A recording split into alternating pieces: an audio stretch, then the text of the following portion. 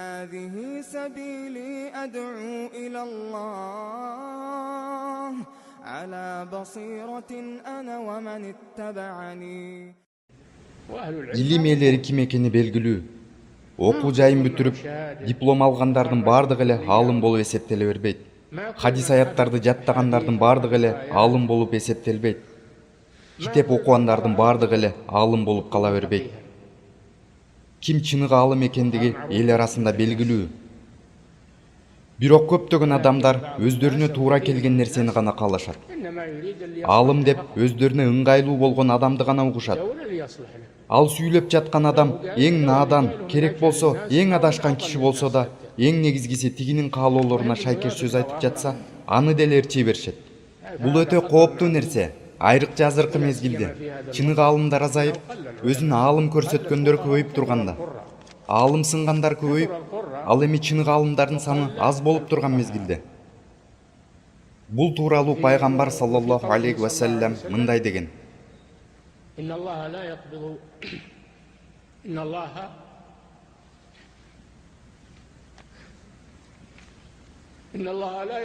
Чынында Аллах Таала бул илимди алганда аалымдардын көкүрөгүнөн сууруп албайт. Чынында бул илим аалымдардын өлүмү менен кошо кетет.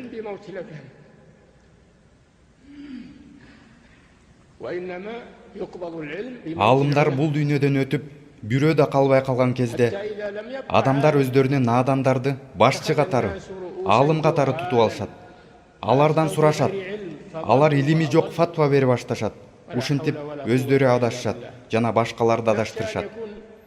Аллахтан башка күч кудурет эч кимде жок. Мындай нерсе мына азыркы биздин убакытта башталдыбы деп коркобуз. Андыктан биз мындан сактанып, коопсуздануу чараларын көрөлү. Алыбызга жараша илим ээлерин тандайлы. Ишеничке татыктуу адамдардан илим алалы. Мүмкүнчүлүккө жараша учурдагы аалымдардан пайдалалы.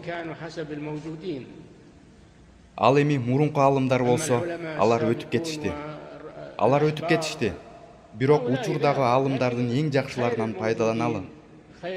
Аллах Таала айткандай: "Күчүңөрдөн келишинче Аллахтан корккула."